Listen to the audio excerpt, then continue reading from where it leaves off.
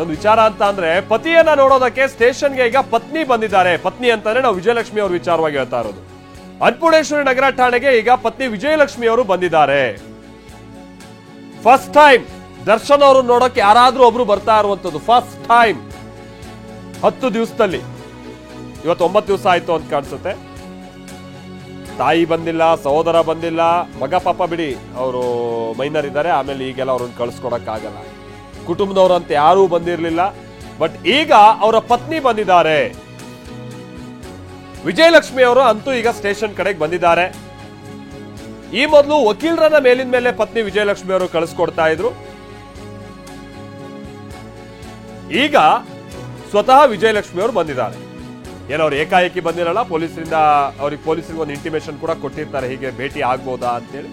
ಪೊಲೀಸರು ಕೂಡ ಅವಕಾಶ ಕೊಟ್ಟಿರ್ಬೋದು. ಆ ಕಾರಣಕ್ಕಾಗಿನೇ ಇದೀಗ ಪತ್ನಿ ವಿಜಯಲಕ್ಷ್ಮಿ ಅವರು ಬಂದಿದ್ದಾರೆ. ಆಮೇಲೆ ಈ ಪ್ರಕರಣಕ್ಕೆ ಸಂಬಂಧಪಟ್ಟಾಗೆ ವಿಜಯಲಕ್ಷ್ಮಿ ಅವರು ಕೂಡ ವಕೀಲರು ನೇಮಿಸೋದು, ಮೇಲಿನ ಮೇಲೆ ಅವ್ರನ್ನ ಕಳಿಸೋದು, ಈ ತರದೆಲ್ಲ ಆಗ್ತಾ ಇದೆ.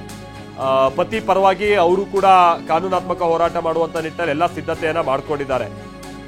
ಹಾಗಾಗಿನೇ ಈಗ ವಿಜಯಲಕ್ಷ್ಮಿ ಅವರು ಸ್ಟೇಷನ್ಗೆ ಬಂದಿರುವಂತದ್ದು. ನಾನು ಮೊದಲೇ ಹೇಳಿದಾಗೆ ಬಹಳ ದಿನಗಳಾದಂತ ನಂತರದಲ್ಲಿ ಹೀಗೆ ದರ್ಶನ್ ಅವರನ್ನ ನೋಡೋದಕ್ಕೆ ಯಾರೋ ಒಬ್ರು ಬರ್ತಾ ಇರುವಂತದ್ದು ಸ್ಟೇಷನ್ಗೆ.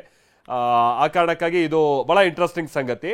ಆಮೇಲೆ ಈ ಪ್ರಕರಣಕ್ಕೆ ಸಂಬಂಧಪಟ್ಟ ನಮ್ಗೆ ಅರ್ಥ ಆಗಲ್ಲ ಕೆಲವೊಂದು ಸಂಗತಿ. ಈಗ ದರ್ಶನ್ ಅವರು ಯಾರ ಮನೇಲಿದ್ರು, ವಿಜಯಲಕ್ಷ್ಮಿ ಅವ್ರ ಮನೇಲಿದ್ರು, ಪವಿತ್ರ ಅವ್ರ ಮನೇಲಿದ್ರು, ಅಥವಾ ಅವ್ರ ಮನೇಲಿದ್ರು? ಯಾಕಂತ ಅಂದ್ರೆ ಈಗ ಪವಿತ್ರ ಅವ್ರ ಮನೇಲೂ ಮಾಜರಾಗಿದೆ, ದರ್ಶನ್ ಅವ್ರ ಮನೇಲೂ ಮಾಜರಾಗಿದೆ. ಶೂ ನೋಡಿದ್ರೆ ವಿಜಯಲಕ್ಷ್ಮಿ ಅವ್ರ ಮನೇಲಿ ಇತ್ತಂತೆ. ಸೊ ಹಾಗಾಗಿ ದರ್ಶನ್ ಎಲ್ಲಿದ್ರು, ಏನು ಎತ್ತ? ಆಮೇಲೆ ಹಾಗಂತ ದರ್ಶನ್ ಅವ್ರು ಏನಾದ್ರು ಪತ್ನಿ ವಿಜಯಲಕ್ಷ್ಮಿ ಅವ್ರ ಮನೇಲೇ ಇದ್ದಿದ್ರೆ ಬಹುಶಃ ಈಗ ಪೊಲೀಸರು ಅವ್ರ ಸ್ಟೇಟ್ಮೆಂಟ್ಸ್ ಅನ್ನು ಕೂಡ ಪಡ್ಕೊಳ್ತಿದ್ರು, ಮಾಜರು ಮತ್ತೊಂದು. ಬಟ್ ಅವ್ರು ಹೋದಂಗಿಲ್ಲ. ಅವರ ಈ ಯಾರು ಈ ಕಾಸ್ಟ್ಯೂಮ್ ಡಿಸೈನರ್ ಇರ್ತಾರಲ್ಲ, ಅವ್ರೇನೋ ಶೂ ತಗೊಂಡೋಗಿ ಬಹುಶಃ ವಿಜಯಲಕ್ಷ್ಮಿ ಅವ್ರ ಮನೇಲಿ ಇಟ್ಟಿದ್ರು ಅಂತ ಕಾಣಿಸುತ್ತೆ. ಆ ಶೂನೆಲ್ಲ ತಗೊಂಡು ಈಗ ಪೊಲೀಸರು ಮಾಜರ್ ಸಂದರ್ಭದಲ್ಲಿ ಅಲ್ಲೆಲ್ಲ ಹೋಗಿ ತಗೊಂಡ್ಬಂದಿದ್ದಾರೆ. ಸೊ ಅದೇನೇ ಇರಲಿ, ಈಗ ವಿಜಯಲಕ್ಷ್ಮಿ ಅವರು ಪತಿ ದರ್ಶನ್ ಅವರನ್ನ ಭೇಟಿ ಆಗೋದಕ್ಕೆ ಅನ್ನಪೂರ್ಣೇಶ್ವರಿ ನಗರ ಪೊಲೀಸ್ ಠಾಣೆಗೆ ಬಂದಿದ್ದಾರೆ. ಯಾಕಂತಾರೆ ಈಗ ನಾಳೆಯಿಂದ ಬಹುಶಃ ನಾಳೆನೋ ನಾಡದಿಂದ ಜುಡಿಷಿಯಲ್ ಕಸ್ಟಡಿಗೆ ಒಪ್ಸ್ಬೋದು. ಇನ್ನು ಪರಪ್ಪನಗರ ಕಳಿಸ್ತಾರೆ ದರ್ಶನ್ ಅವರನ್ನ. ಅಲ್ಲಿ ಭೇಟಿ ಮಾಡೋದು ಮತ್ತೊಂದು ಸ್ವಲ್ಪ ಸಮಸ್ಯೆ ಆಗ್ಬೋದು. ಅಥವಾ ಅದಕ್ಕಿಂತ ಮುನ್ನ ಈಗ ನಾಳೆ ಬೇರೆ ಕೋರ್ಟಿಗೆ ಹೋಗ್ಬೇಕು. ಅಲ್ಲಿ ಇವ್ರ ಪರವಾದಂತ ವಕೀಲರುಗಳು ವಾದ ಹೂಡೋರು ಇರ್ತಾರೆ. ಶಿವಪ್ರಸಾದ್ ನಮ್ಮ ಪ್ರತಿನಿಧಿ ಇದಕ್ಕೆ ಸಂಬಂಧಪಟ್ಟಾಗೆ ಮತ್ತಷ್ಟು ಡೀಟೇಲ್ಸ್ ಅನ್ನ ಕೊಡ್ತಾರೆ. ಶಿವಪ್ರಸಾದ್, ಅವ್ರ ಪತ್ನಿ ಬಹುಶಃ 10 ದಿನಗಳಾದಂತ ನಂತರದಲ್ಲಿ ದರ್ಶನ್ ಅವರನ್ನ ಅವ್ರ ಕುಟುಂಬಸ್ಥರು ಯಾರೋ ಒಬ್ರು ಭೇಟಿ ಆಗಕ್ ಬಂದಿದ್ದಾರೆ ಅಂತಾನೆ ಅವ್ರ ಪತ್ನಿ ಈಗ.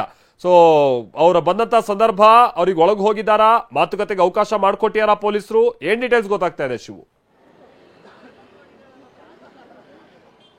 ಮಲ್ತೇಶ್, ಕೆಲವೇ ನಿಮಿಷಗಳ ಹಿಂದೆಯಷ್ಟೇ ದರ್ಶನ್ ಅವರ ಪತ್ನಿ ವಿಜಯಲಕ್ಷ್ಮಿ ಅನ್ನಪೂರ್ಣೇಶ್ವರಿ ಠಾಣೆಗೆ ಭೇಟಿ ನೀಡಿರತಕ್ಕಂಥದ್ದು. ಇದೇ ಮೊದಲ ಬಾರಿಗೆ, ಅಂದರೆ ಘಟನೆ ಸಂಭವಿಸಿದಂಥ ಬಳಿಕ ಮೊದಲಿಗೆ ಸಾಮಾನ್ಯವಾಗಿ ಆರೋಪಿಗಳನ್ನು ಪೊಲೀಸರು ಬಂಧನ ಮಾಡುವಂಥ ಪ್ರಕ್ರಿಯೆಗೆ ಸಂಬಂಧಪಟ್ಟಂತೆ ಅವರ ಕುಟುಂಬದ ಸದಸ್ಯರೊಬ್ಬರಿಗೆ ಮಾಹಿತಿಯನ್ನು ನೀಡ್ತಾರೆ. ಇದೇ ಸಂಬಂಧಪಟ್ಟಂತೆ ದರ್ಶನ್ ಅವರ ಪತಿಗೂ ಕೂಡ ಮಾಹಿತಿಯನ್ನು ರವಾನೆ ಮಾಡಿರ್ತಕ್ಕಂಥದ್ದು. ಆ ಬಳಿಕ ಅಂದರೆ ದರ್ಶನ್ ಅರೆಸ್ಟ್ ಆದಂಥ ಬಳಿಕ ಇದುವರೆಗೂ ಕೂಡ ಪೊಲೀಸರ ವಶದಲ್ಲಿದ್ದಾಗ್ಯೂ ಕೂಡ ದರ್ಶನ್ ಮನೆ ಯಾವೊಬ್ಬ ಸದಸ್ಯರು ಕೂಡ ಠಾಣೆಗೆ ಭೇಟಿಯನ್ನು ನೀಡಿ ಅವರನ್ನು ಭೇಟಿ ಮಾಡಿ ಮಾತುಕತೆಯನ್ನು ನಡೆಸಿರಲಿಲ್ಲ.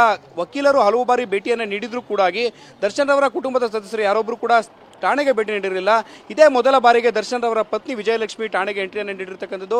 ಈಗಾಗಲೇ ದರ್ಶನ್ ಬಳಿ ಮಾತುಕತೆ ನಡೆಸೋದಕ್ಕೆ ಅವರು ಪೊಲೀಸರ ಬಳಿ ಮನವಿಯನ್ನು ಮಾಡಿದ್ದಾರೆ ಅಂತೇಳಿ ಮಾಹಿತಿ ಲಭ್ಯ ಆಗಿರ್ತಕ್ಕಂಥದ್ದು. ಈಗಷ್ಟೇ ಅವರು ಠಾಣೆ ಒಳಭಾಗಕ್ಕೆ ತೆರಳುತ್ತಿರ್ತಕ್ಕಂಥದ್ದು.